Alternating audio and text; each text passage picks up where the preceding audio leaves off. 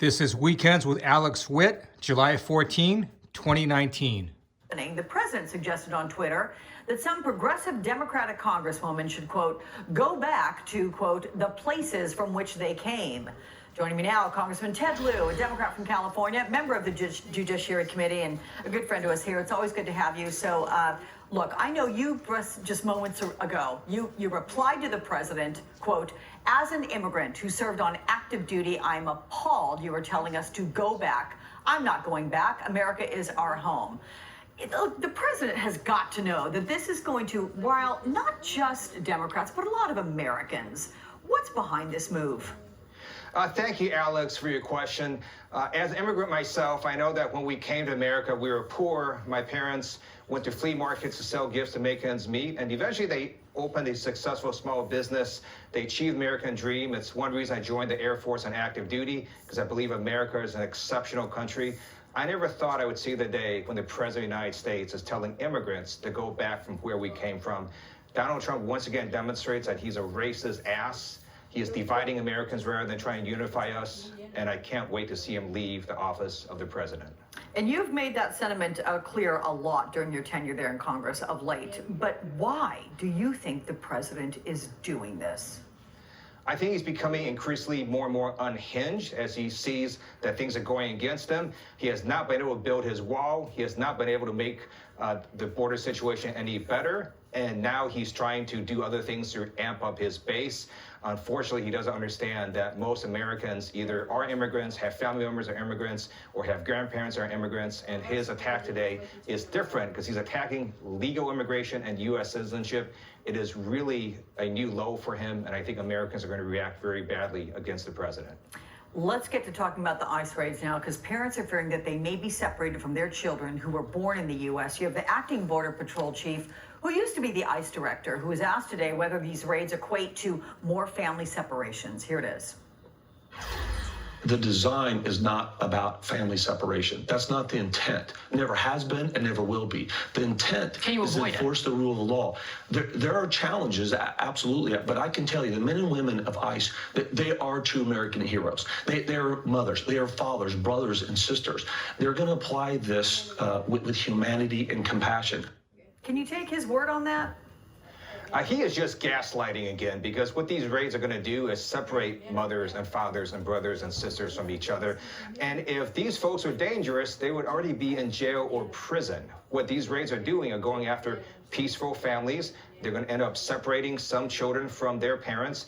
It is un-American. It is not needed. And once again, Donald Trump is doing this more as a campaign action because he knows he's not succeeding in his other fronts. Well, LA is certainly one of the target cities. I'm curious what your constituents are telling you about the raids.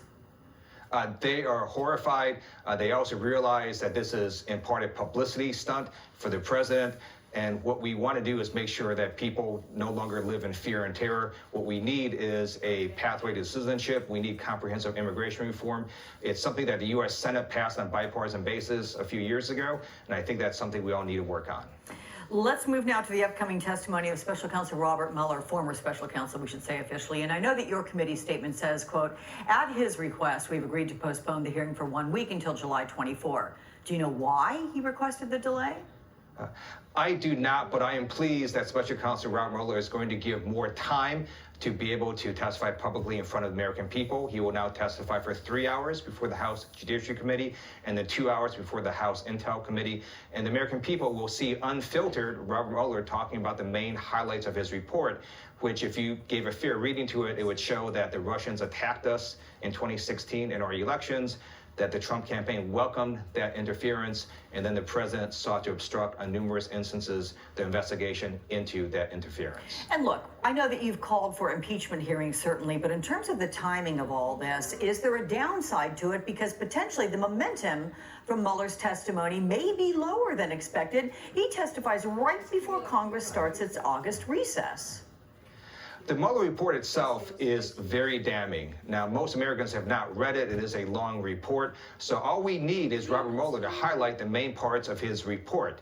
We don't need him to say something he doesn't want to say or to have him say anything dramatic. If he simply highlights the main parts of his report, that will be extremely helpful to American people because they will see that, in fact, the President of the United States obstructed justice. They will see numerous instances of the president or his campaign associates welcoming Russian interference. So you are confident that by just highlighting that which you find imperative in that report, that will be able to sway the American public when they hear this in Robert Mueller's voice?